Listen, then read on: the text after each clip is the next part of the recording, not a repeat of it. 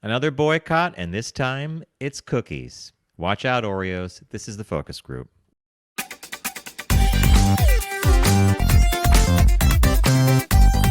They're all business, except when they're not. It's the Focus Group with Tim Bennett and John Nash.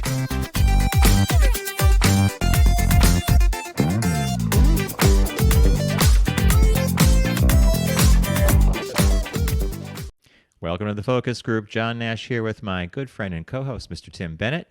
Find us here on the video portion of our podcast Wednesdays on Facebook Live and YouTube, and the audio drops on Saturdays, and everything's available at focusgroupradio.com, including our Tuesday podcast, TFG Unbuttoned. New week. In fact, I think at the end of this week is the traditional tax filing day. I noticed the IRS gave everybody till Monday the 18th. That extra day is going to be critical, right? Well, I talked to somebody who's just going to do their taxes this Just week. doing it now? Yeah, well, I think I got to do them. They said, I thought, well, yeah, you better hurry up. Don't you think? Well, Tim and I use the same accountant because he also works with us for our business, and I knew I was going to get a call. Tim got the call first because I think, Tim, your taxes are slightly more complicated than mine. Oh, because of 3 states? Yeah, because of 3 states, yeah. Yeah. And I got the call the other day. I was actually in a movie, which is actually, I should mention this. My neighbor Barbara and I and Bob went to see a movie called Memoria, theaters only, and it was a sold-out show. And everybody was masked. Well, Tilda Swinton plays a woman who is woken in the evening. She's sleeping, and one night she wakes up she's awakened by a noise, like a really loud noise, it sounds like a concrete thing hitting the ground. No one else hears it. And she hears it again and again during the course of the next several days, and she begins to think she's going crazy. She starts to explore it, and it takes her to an archaeological dig. And it's a very interesting movie, beautifully shot. And we left the theater, and Barbara said, that's not just a film, it's cinema. Because it's hard to explain. It's one of those movies, in the theater you could have heard a pin drop, and as I said, it was packed. And it's the first time I've been in a theater where every seat was filled by a human being since the event began. So it was, What do they kind of charge for a interesting. ticket? Oh, that was, Tim, I got to tell you, I was shocked. It was like $14 a ticket to see the movie. Is that This high is- in New York? I don't know. Well, it's an art theater called the IFC Center. It's not crazy. I mean, usually it's like $12 to see a movie. Right. That's sometimes when I think about, if I want to get rid of Hulu or some of the streaming services, the way I justify them is that they're actually the price of a ticket for a movie. So, if I'm willing to do that, why would I cancel the service? Would you watch it again, the movie? Yes. I'll caveat that and say the director himself suffers from a syndrome called exploding head syndrome. He hears noises only he can hear, usually at night and usually when he's going to go to sleep. That was the inspiration for the film. He also, the director, insisted that this is a film that needed to be seen with other people in a theater and a big screen, good sound system format. And I happen to agree. I think if this were on television, if we're on your TV, you could easily be distracted or walk away. But some scenes, the camera is in the same exact spot for 10 minutes running. Like, it doesn't move. The actors barely move, but things are happening in the background. God, with I've been weather out like a light. Well, you would not have. I agree. Anybody I fall agree. asleep? I'm more intrigued by this exploding head syndrome or whatever. I So he never can- heard of it before. I never heard. See, like I heard Linda about Lauren, she can only see colors. Bubbles coming out of their heads. Remember Linda said she can yeah, see exactly. I had read about this film in the Atlantic. The Atlantic magazine had a review of it, and it sounded intriguing. I looked it up at the IFC Center. We only had like 3 or 4 days to pick a show time in a movie, and we made the decision to go down. And Barbara loves stuff like this, and it was just, the exploding heads thing. I mean, it plays into his conceit for how he created the plot for this, about this woman who hears this noise. I wonder what it would be like to live with that, like where you hear things that no one else hears. It's just like a strange thing, isn't it? It's called a nut. Well, isn't tinnitus like this? Where only it's your brain is creating something that it's not hearing because you lost some hearing and something like that. Yeah, it's like your head ringing. Yeah, no, you're right. you have ringing in the ear or something, or yeah. No, I think I swear I probably have a little bit of tinnitus. It depends. Here in the city, when the air conditioners are running or whatever, like I always hear this like kind of a, it's almost like an electrical or some, it's a sound, it's a certain sound. Upstate, I don't hear it. So I maybe I don't have is tinnitus. it tinnitus? Is it tinnitus or tinnitus? What are you calling it? I call it, I've heard it, I prefer to call it tinnitus, but I've heard it pronounced more often than not tinnitus. I don't like tinnitus. Tinnitus, tinnitus. That's Like actually, aluminum or aluminium? Is that that's the same? Brits, aluminium. They Yeah. add an extra I. Well. I'm glad you got out to the movies. I saw that they're talking about. I know in some of the bigger cities, maybe doing the mask mandates again, but I think people have about had it with Well, we masks. had to wear masks in the theater, and I could tell you that everybody did it. No one, Well, it's an art everybody. theater, a bunch of latte liberals up there. Well, here's the other thing about what you talked about with the event and the numbers. I check out the New York City data dashboard on a weekly basis to see where our numbers are at. And while the infection number has been climbing, hospitalizations are like they're super low. They're decreasing constantly. So, you just say to your, and I also, I don't know, you have to actually make an appointment to do this down where you are, but here in the city, if I'm walking along and I see a testing van and I just want to get a test, I can just walk up and get a test. And I've been doing that at least once a week, and they're always negative. Kidding me? No, they're Really? free. Just walk up and get a test? What do they do? hmm They They could spit? do a rapid and a PCR simultaneously. In fact, if you ask for a rapid, they are mandated to do a PCR as well, because rapid tests can give you a false negative sometimes. Are you getting that thing up your nose, the long thing? Yeah, yeah. So last time I went to one See, of I these don't think I vans, would. I don't think I'd like that. that's how they do it, the nasal swab. So last time I went up to one of the vans, I Oh, went how up to far does that go? Does it hit your eyes? no, like about right here, like three quarters of Ah, the I way don't want up. that. And for some reason, my right nostril doesn't bother me at all. The minute they do the left, my eyes start to tear, and I want to laugh or something. My God. So I go up to the van and I go up to the window, and you have to. This is called Lab Q, what we use, and there's a QR code that you call up on your phone. They scan it, and it automatically prints out your name, the labels, for the testing. So I said to the woman, I said, I want a rapid test, PCR, and a large fry to go. So, so there's this pause, and then she looks at me and she starts laughing. She goes, "That's good." She goes, "I haven't heard that one yet." I'm like, "No way, you have had to have heard that. I know. It must be the most obvious joke in the world, right?" No, I like that one. Okay, and then you go around to the side, and there's the plastic meat curtain, and the Q-tip comes through, and you tilt your head back, and you're off to the races. Yeah. Well, that's the joys of New York City. We don't have any trucks down here. We don't even have food trucks. Maybe a couple of those. Well, you're on city council. You know that. Are they allowed? Oh my God! Don't even get me going on that. All tuned up about a dog park. Hey, And, I watched part of your last meeting on YouTube. which one? The one that you were discussing was it the sesquicentennial? Yeah, that's another disaster. So Nobody can decide what date it is. It's like waiting for Guffman here.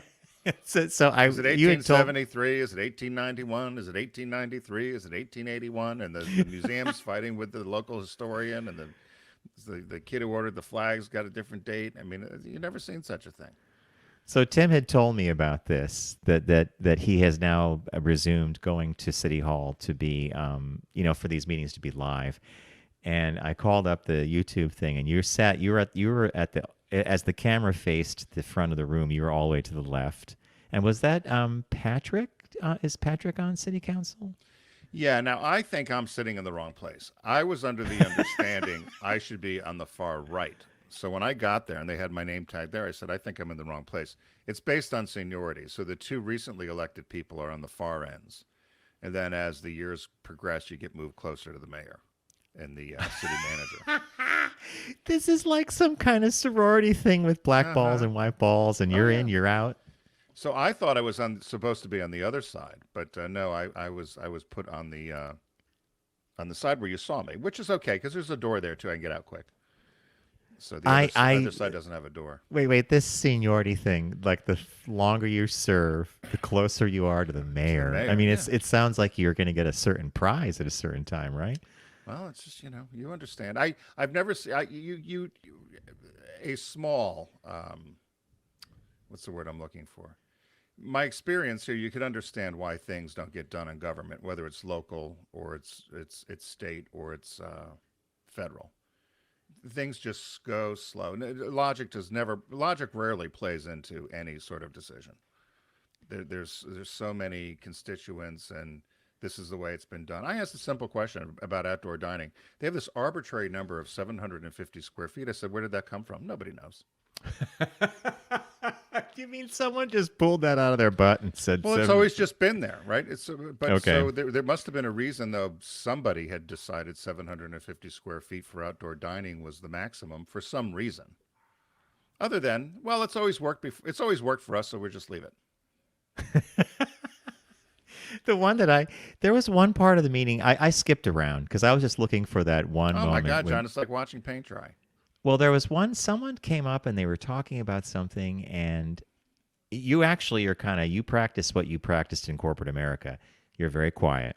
You ask questions when appropriate, and when you're asked to talk about something like, Councilman Bennett has brought up the celebration. Well, I've done my research, but there was some guy talking off camera. I guess there was like a place where like citizens can go to address the comments. Yeah.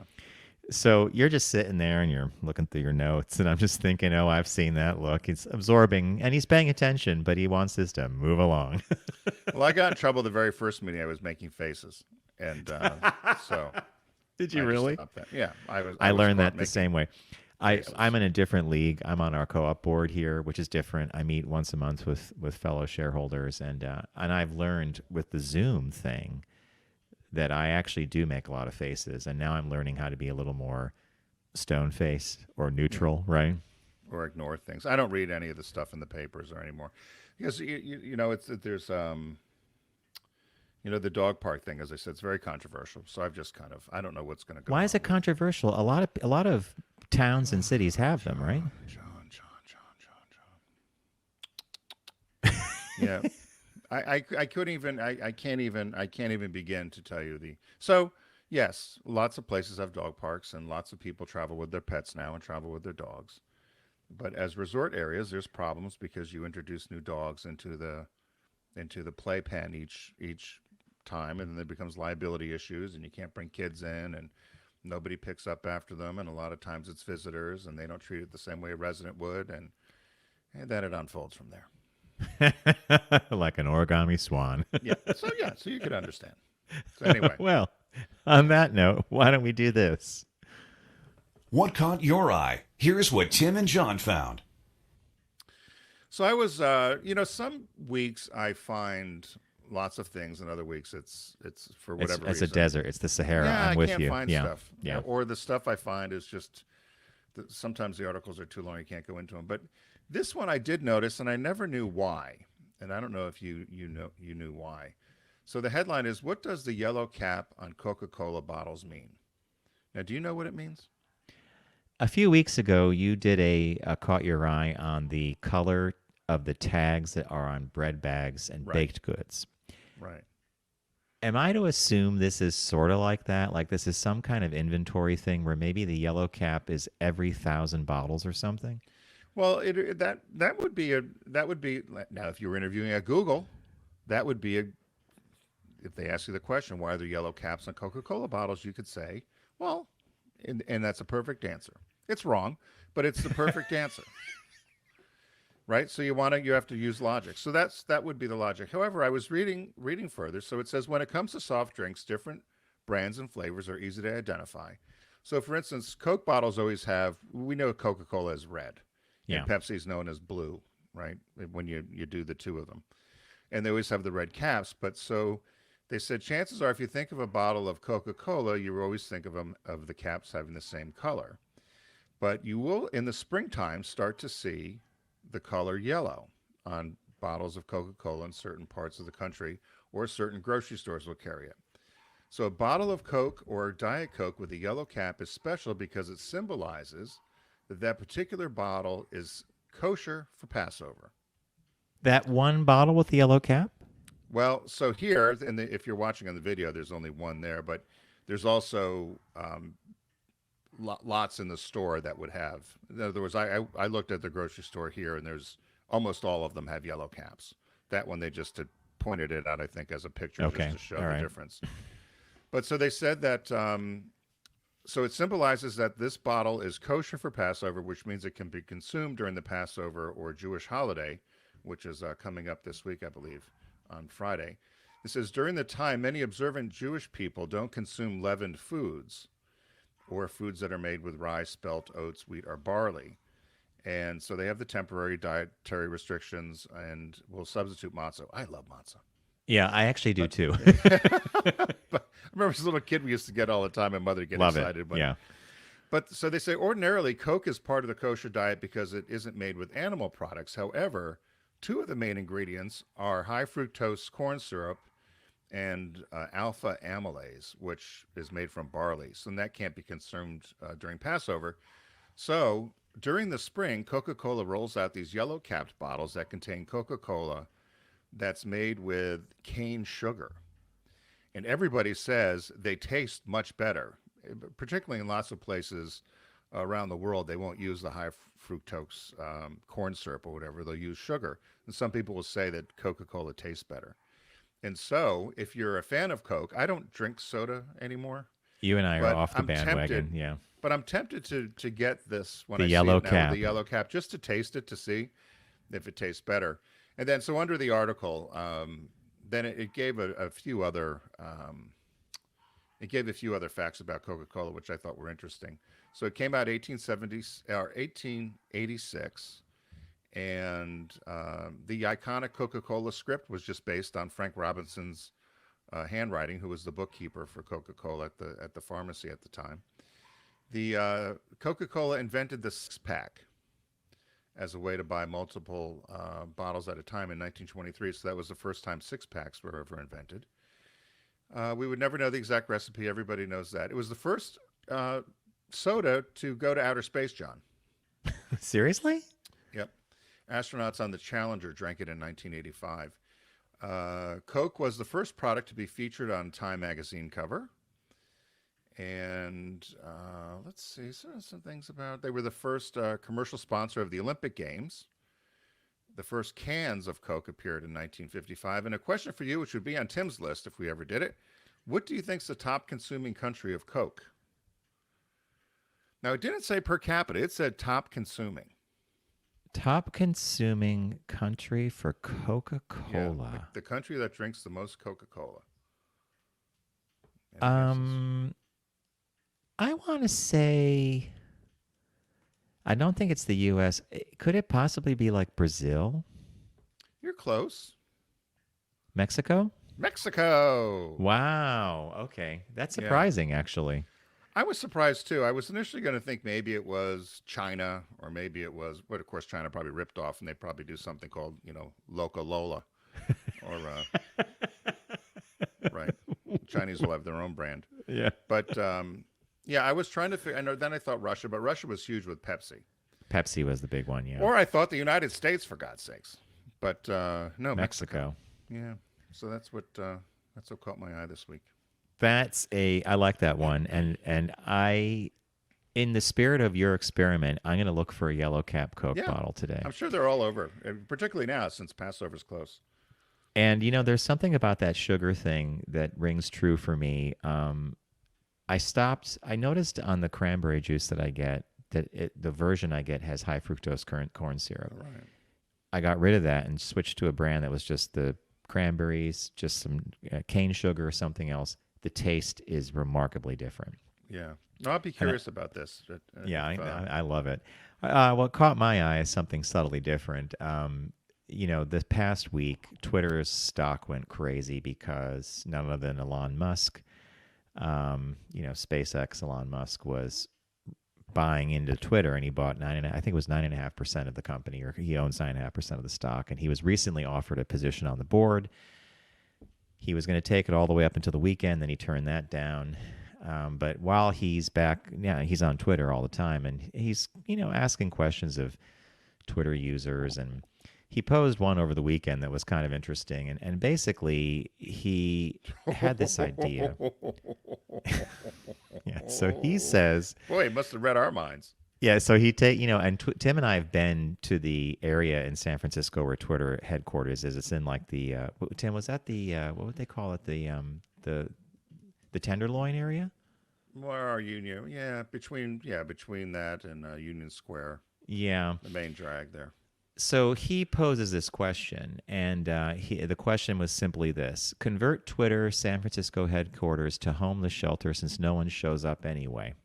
And he gave only and he gave only two possible answers: a yes or a no. Less than 2 hours after his poll went up, nearly 40,000 people had already liked it, and more than 500,000 Twitter users had already voted. Users have they had yesterday until April 10th to vote, or I'm sorry, Sunday. Musk does not say that he will do next if the yes wins, for example. Will he force Twitter to move out and give the building to the city and to nonprofits? Oh my goodness. We'll see what happens. But Does it say reactions were. does it say what the voting was, or? I haven't. I need to check on that. I haven't read that they've released like what the yes no thing was. But basically, someone responded to him and they said you could literally afford to buy the homeless a whole country and still have billions left over. So that's kind of the world we're living in, where one of the richest men in the world can suggest taking a building and turning it into a homeless shelter. Of course, he's scant on details. Like is he going to provide beds? Is he going to do this? And then I love when someone comes back and says, "You're rich enough to buy a country." So we'll see if the Twitter headquarters actually turns into a massive homeless shelter. I mean, it's big enough, right? Well, I don't think I'm wondering whether you and I had this conversation or I had it with my friend Jay, but I don't know how you go to. She and I were talking about San Francisco, and also they're having a lot of issues now, obviously in Portland, Seattle, Los Angeles, Seattle, yeah. even. But I don't know how you're somebody like Elon Musk or any of these big captains of industry in San Francisco, and you go into the city, which is a beautiful city from a aesthetic point of view, and look at what is going on the sidewalks in these homeless shelters and Yeah, encampments, and the and don't encampments. say we need to fix something. It's actually disgusting, and I don't know how or why they've allowed it to go on and why they won't fix it. As much as I did not like the former guy that was in the White House, he was right when he said to Nancy Pelosi and a few other people that represent that area, "You need to get your house in order." And Yep. it's a shame. It's a shame, and I don't know I don't know what they're going to do to fix it. You haven't happened, and this is a total non sequitur, but Caitlyn Jenner ran on this when they were doing the governor's recall. She ran on this, eliminate the homeless encampments in Los Angeles. Have you seen her in her new role on Fox News yet? I haven't, but I saw a clip. Okay, And, yeah, that's what I saw too. you know, I just she's She's she's Caitlyn Jenner. she's Caitlyn Jenner. That's all you can say. I want it. She feels like a woman. Da, da, da, da, da, da, da. Let's go, girls. She's got opinions too. Yeah, we'll leave that there. All right. So that was what caught our eye.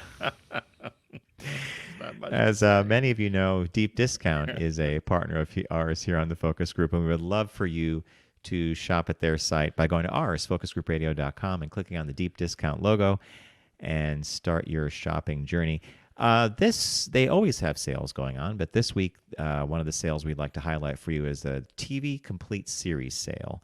I love these because we all don't always have the same streamer services, or there are shows from the past that you just can't get on any of the services any longer, and you can get it as packaged media, and that's what we love to promote. So, Mr. Bennett, in that spirit, what did you pick as your pick of the week? Yeah, well, speaking of the one percenters with Elon Musk, this show, Dynasty, the complete series, which had run, I believe it ran for 10 years. It ran from 1981 through 1989, primetime soap opera, which chronicled the shady dealings and bedroom shenanigans and bitter rivalries between the wealthy Kerrigan clan. Had John Forsythe, Linda Evans, and Joan Collins in it. And I remember, for me, I picked this only because I remember people going crazy for this and Yes. watching this and in the dorms, and I never quite got onto it until later on. But people were mesmerized by the show. But the other thing I think it does, and I'm wondering how it holds up, because I think things like Designing Women, for instance, maybe not have held up as well. But I'm wondering, this was such the Reagan glamour, go go Big 80, shoulders. Yeah. 80s, right? The go go 80s of Uh-huh. hurry up and get your degree and get out there and make your bazillions. And I'm wondering how this would hold up. I remember it being funny and probably not Campy. supposed to be, right? Campy, not, but maybe not supposed to have been. But so I was just wondering how it would hold up. So I thought it would be an interesting thing to get and have, because this is certainly not something that anybody's running on any sort of stream anywhere. I don't Well, believe. Dynasty was pretty ahead of its time because there was also a gay character on Dynasty. Right. I One of the forget. one of the Carringtons, I think, was gay. And Yeah, the my blonde guy, memories of wasn't it? I forget his name. Stephen, was it? Stephen was Yes. Oh, you're yeah. so smart.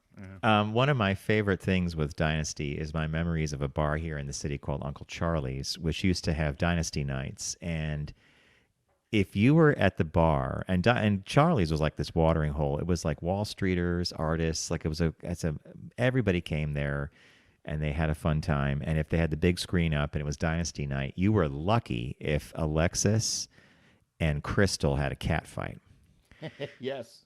Yeah, and I remember one night I was there with, and you'll remember my friend Steve, Pat, and Crystal Crystal and Alexis got into this cat fight near a fountain or a pool, and it was into the water. They pull in the hair, and the whole bar was howling and screaming with laughter. And just to look around and see the looks on all these guys' faces as this cat fight's going on, it was a bonding moment, for sure. Of course, that the crowd that was at Uncle Charlie's appreciated and loved the cat fight. I mean, probably more so. Probably at Yeah, another bar uptown, they'd be like, yeah, and to Tim's point about the go-go '80s, they also appreciated all the costumes and "Oh stuff. yeah, yeah, It's funny that you went in this direction with Dynasty. I'm so glad you picked this because it's a total classic television from that time period. I found a show on Deep Discount that I had never heard of before called Honey West.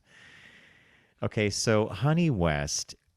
So, in addition to being television's first modern, independent, self sufficient woman, Honey West, played by Anne Francis, frequently engaged in fight scenes and shootouts. So, she was like a female detective. She was expert at judo. She held a black belt in karate. oh my She was also the goodness." first character, male or female, on U.S. television to ever use martial arts as self-defense. A la James Bond, she owned a arsenal of weapons filled with scientific gadgets, including an exploding compact, a garter belt gas mask, and tear gas earrings and a lipstick microphone. Tear gas earrings. Although short lived, this series broke the mold and paved the way for future female action heroines such as The Girl from U.N.C.L.E., The Bionic Woman, and the show Alias. So I had never heard of Honey West. Have you heard of Honey West? No, I never have either. That's funny. I never have. So, I thought, okay, if I'm going to go down the rabbit hole, and it's like, what, 20 some dollars, $20.53 for the complete series of Honey West.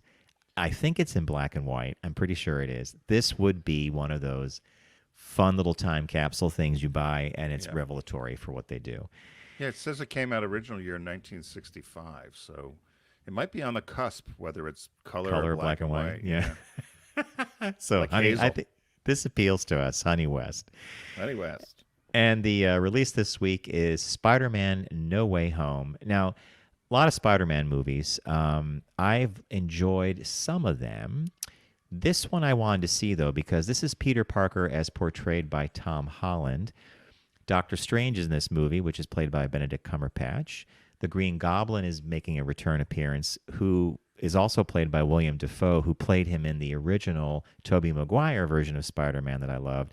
Alfred Molina is back as Doc Octopus. He was also in the second Spider-Man or third Spider-Man movie.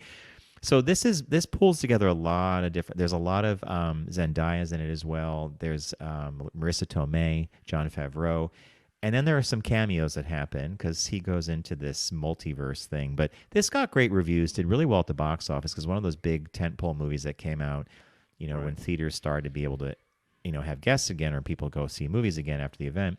So I do want to get this, and I think this is a good pickup for a Blu-ray disc. Is it me, or does there appear to be, or maybe I'm just noticing it because of the deep discount partnership with us?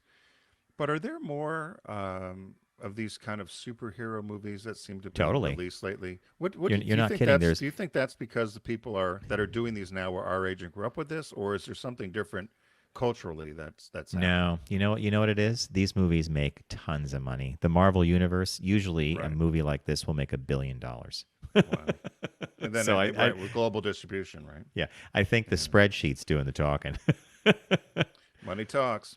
So, hey, head over to Deep Discount. You'll get there by going to focusgroupradio.com and click on the Deep Discount logo. Right now, they've got the TV Complete Series sale going on. And I picked Dynasty, the Complete Series. John picked Honey West. And the new release this week is Spider Man No Way Home. And again, if you get there through focusgroupradio.com and click on their logo to start shopping, we appreciate it because we get credit for sending you there. And are we still doing the giveaways, John, with socks? Thanks for bringing it up. We had a thing in March for the awards ceremony that if you bought something from Deep Discount and you let us know, we would send you a pair of Focus Group Radio socks. Everybody time shifts. So I've been getting notes from a lot of listeners saying, oh, I hope I haven't missed it. So if you did get something, and you might be tuning into us in April, and we talked about it in March, send us what you got. Maybe it's the receipt, maybe it's a picture of what you got in the mail, and send that to letters@focusgroupradio.com. Include your mailing address, and I will send you out some socks, which I've been doing on a regular basis for the last few weeks. Great. So please be sure to send that into John and get your pair of Focus Group Radio socks, which are in purple. They're still the purple, so we're ready for Pride. We're going to take a quick break. When we come back, we've got a business birthday and a shop talk to share with you, so stay with us.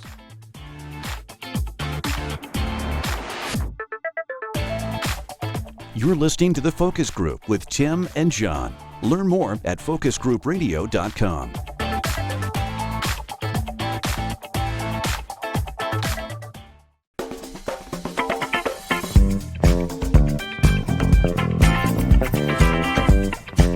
Now back to The Focus Group with Tim and John. Available pretty much everywhere.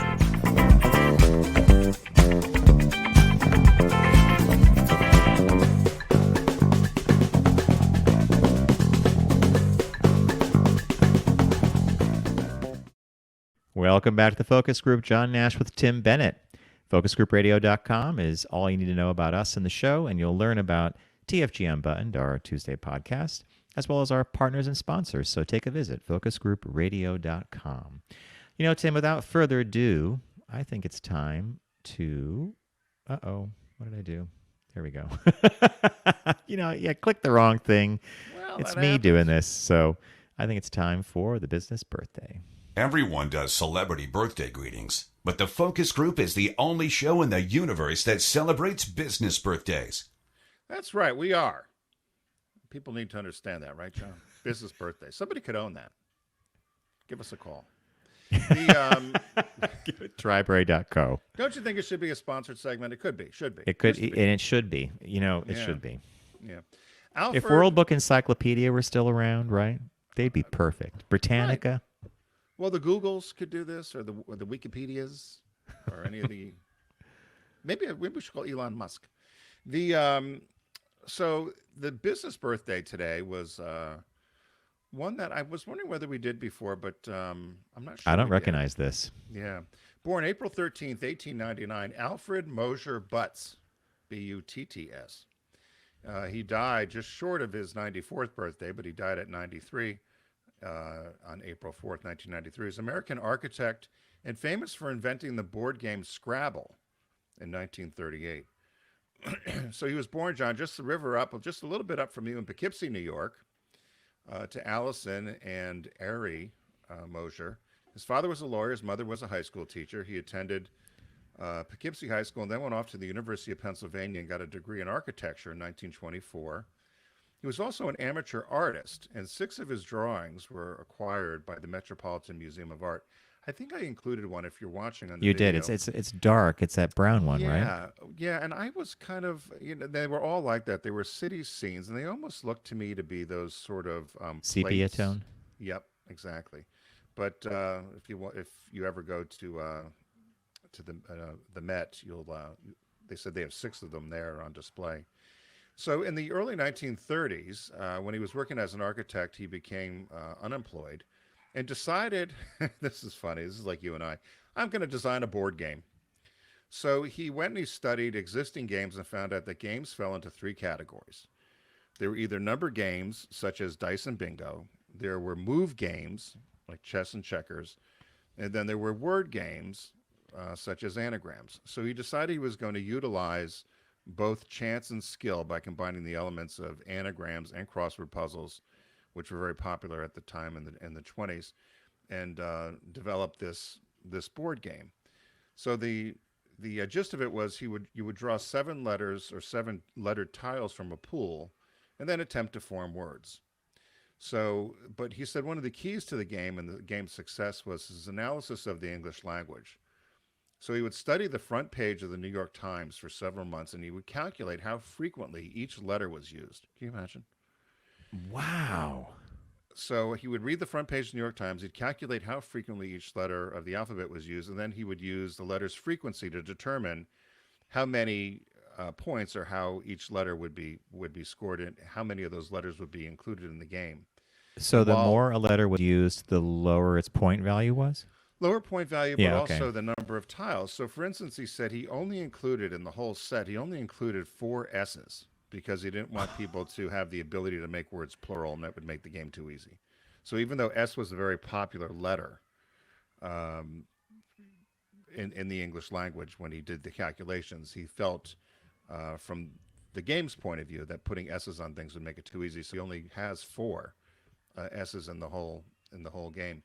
He initially called the game Lexico, Hmm. but then changed it to crisscross words, and even considered the name of the game by calling it It. I don't quite understand that It. Yeah, I don't like that one either. So he was making them himself, and he began to look for a buyer. And the game just became somewhat of a novelty. Some people liked it, sold a couple hundred sets or whatever, and it just became more of a novelty sort of thing. And everybody he had contacted, none of these big game makers wanted it. So he eventually sold the rights to an entrepreneur in Connecticut named James Brunot, or Bruno, Brunot. And he made a couple of design adjustments, changed the name to Scrabble. So he renamed the game Scrabble and trademarked it in 1948. And then he and his wife converted their abandoned schoolhouse in Connecticut into a Scrabble factory. So he made Tiles. Wooden right. tiles. So in 1949, he made 2,400 sets. They lost $450. But the game, as I said, the game had a little bit of popularity, but it wasn't until there was a Macy's executive that was vacationing at a resort in the Northeast and saw people playing Scrabble and decided they should order and start carrying the game. So immediately, once Macy's took a hold of it, orders started pouring in. They ended up having to hire 35 workers. They would try to churn out 6,000 sets a week. This mom and pop group in Connecticut, they couldn't keep up with it, so they went looking for a game producer and found it in Selcho and Ryder, who had turned the game down before. But they said one of the executives took one of the other executives out, who was a female, got her drunk, and convinced her to take on this manufacturing of the Scrabble boards and Scrabble games. Lo and behold, they immediately in 1952 they sell 2 million sets were sold. Butts received $20,000 from the two from them because of finally they hit hit success, and then the game ended up being bought by a number of different companies along the way. They said 150 million sets have been sold so far worldwide since it was invented, and between 1 and 2 million sets are sold each year. And he earned royalties of about 3 cents per set for each set sold. Three cents. 3 cents, yeah. And so he didn't get wealthy off it, but certainly still made money. And if it's if you're getting 3 cents on 2 million, or I don't know, what would it be? If 2 million sets, maybe I don't know, he's probably getting a couple million a year, right? When he was I'm alive going to still do the on math on that. royalty. 2 million, you said, right? Well, you got to figure the game was what, $10, $12? How much would you buy the game for? So You're if you got, right. Board games, $8 to oh no, wait, $14, it maybe. was two. He only got it per set, so 2 million times 3 cents would be 60,000. No, maybe that's all it would be. You're absolutely right. 60,000. Yeah, so that's not a lot for all his effort. He tried to invent another game called Alfred's Other Game in 1985. It didn't go anywhere. That's a bad name. I got to tell you, Alfred, that's a Um, bad name. but he was a resident. You've probably seen this. He was a resident of Jackson Heights in New York City, and that's where the game was invented. So to memorialize the importance of the invention of the game there, the street sign at 35th Avenue and 81st Street in Jackson Heights, the street sign is stylized using the letters and their values as Scrabble in the That's script. funny. So That's yeah, very funny. if you go up there, you'll see the sign to honor him. So happy birthday, Alfred Butts. I You think would have that's a thought he would have made a bunch of money, right? But well, Tim, you said they averaged 2 million sets a year, right? right. So he'd get about, if he was still getting the 3 cents, he'd get about 60,000 a year. As an annuity, and if he did Right. it for 20 years, it's 1.2 million, right? Right. And he also was employed. I mean, you said he also did other things. Yeah, he was an architect, but and he kept trying to make other games, but nothing ever came of it. I looked up his net worth. They said when he died, they thought his net worth was somewhere around 1.5 million. But That's surprising for the inventor of Scrabble, a game that everybody we grew up with it, right? You did too. yeah, Huh. yeah. No, I thought that too, but because when he sold it to the couple in Connecticut, it was still more of a novelty. I thought it was nice that they gave him. They said they made 900,000 on it, but after manufacturing everything else, the one couple got 100,000. They gave 20 of that to him, to Butts. So uh, Very we gotta cool. make it. We got to make a game, John. We have so many things. We have an app, a game. A lot of things. That list of ours. The Jay That's Sammet rule. Have you been keeping your Jay Sammets? Your Jay yeah. Sammet Every list? No, day, you write haven't. down a problem, and 30 days later, you're going to find that you're going We're to going to be get billionaires, the John. Billionaires. Billionaires. I'm going to every day. I'm going to say, John, what is we're going to have a little thing in Dropbox. You got to put your idea in every day. We're going to hit on one. Okay. Yeah, we'll see how that goes. So, a story that I teased at the very beginning of the show has to deal with boycotts and the boycotts of the far right on certain companies.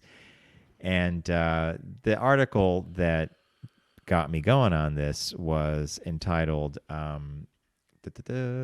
Boycotting Disney and Oreos. And it went to further to say the red flags that MAGA, Make America Great Again, is a cult.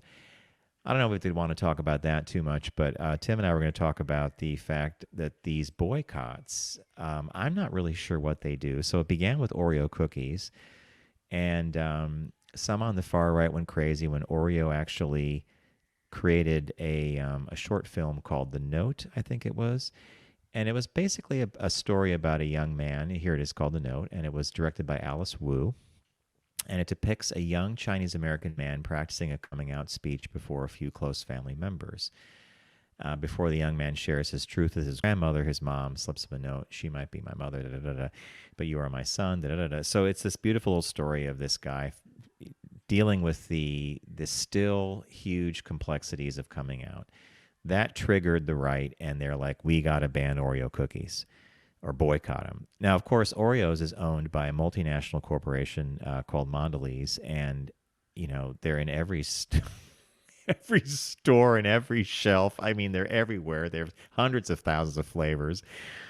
And following that, with the Don't Say Gay bill down in Disney, that DeSantis did in fact sign, now they're screaming at the top of their lungs to boycott Disney because they indoctrinate our children. I don't even know where to go with this except to say that Tim and I have seen this behavior through an entire business careers.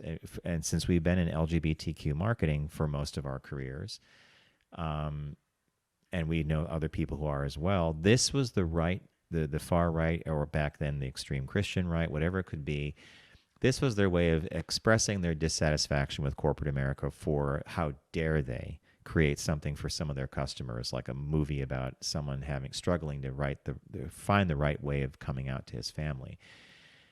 So I don't really know how you deal with this. I think I read the article and I read other articles about this, and basically I think Disney and Mondelez are kind of not really paying much attention, unless I got that wrong, because I'm not sure who else is like. I don't see people not buying Oreo cookies because of this.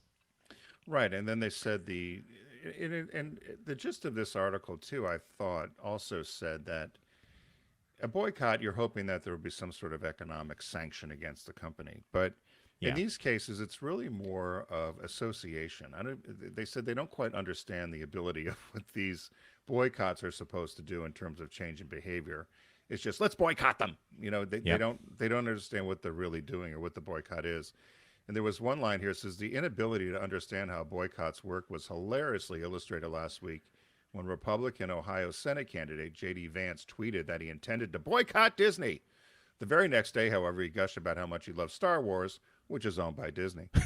So, this is the absurdity of all this nonsense, and it's a difficult thing for companies. When you and I were knee deep in the Subaru campaign and marketed to the LGBT consumer, with threats all the time, boycotts all the time, and we had a very specific way that we handled it, different than, say, Ford Motor Company, which also had the boycott drums banging as well.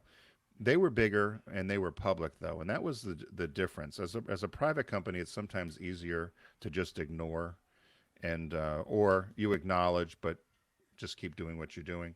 When you have this layer of Public. Yeah. shareholders that you have to appease, it sometimes becomes a different thing.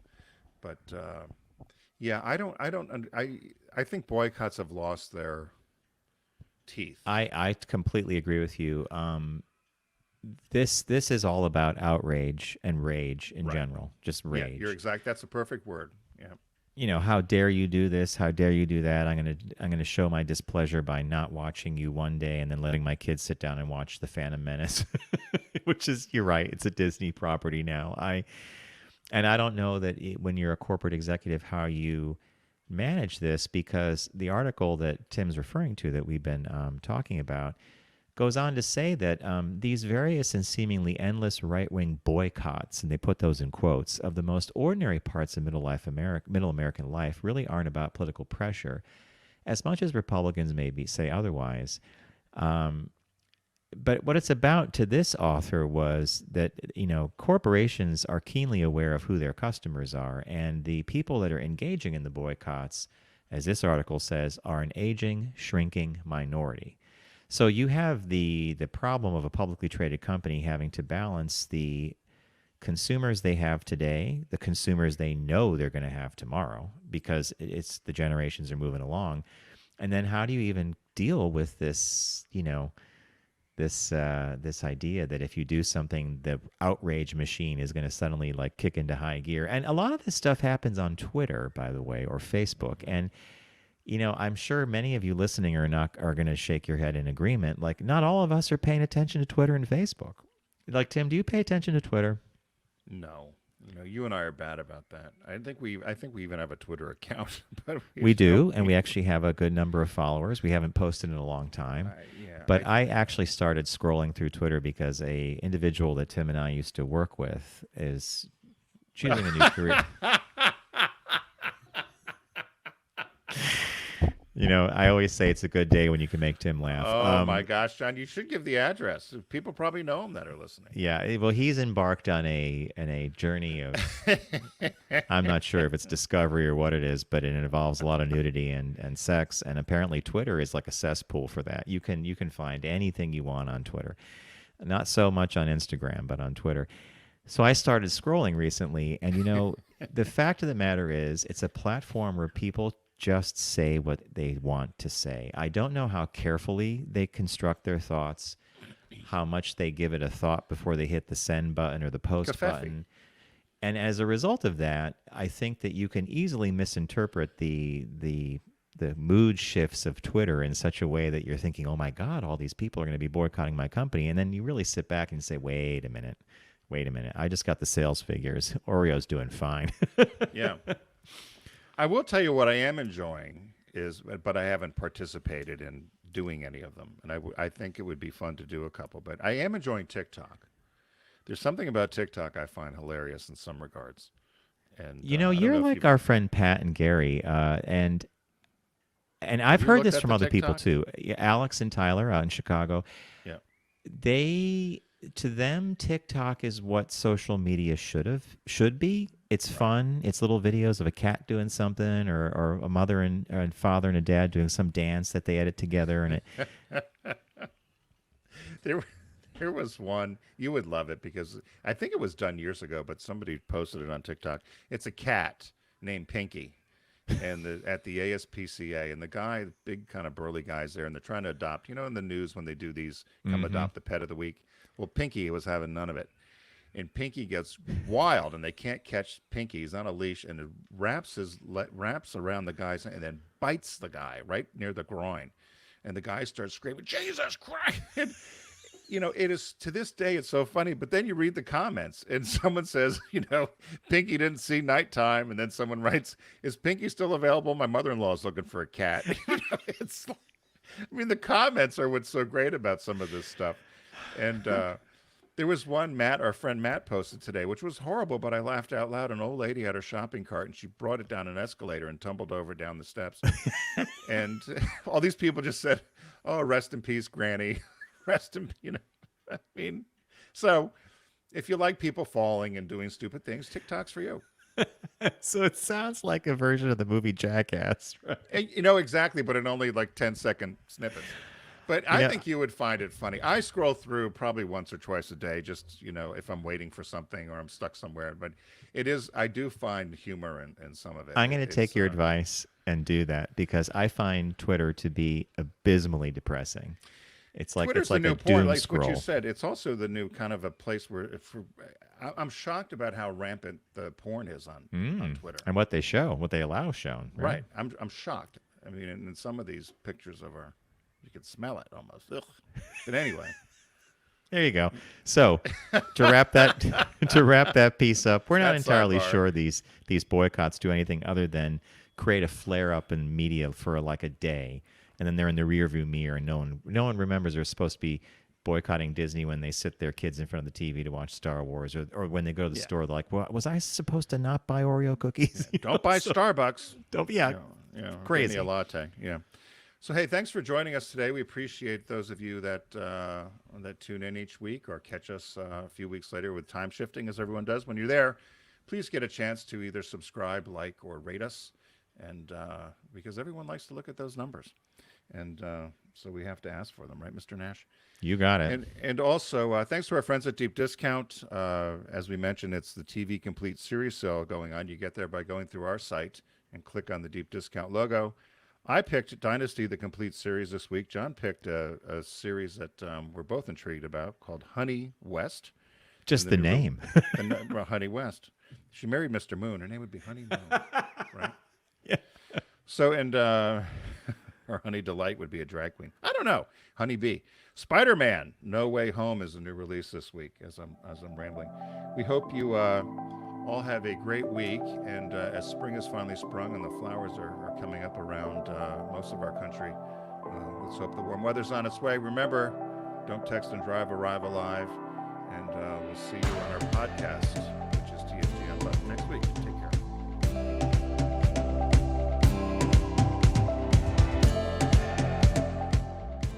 It's The Focus Group with Tim Bennett and John Nash. Accessible on all platforms. Subscribe, like, and rate us on your platform of choice. Learn more at focusgroupradio.com. That was a stunning focus group.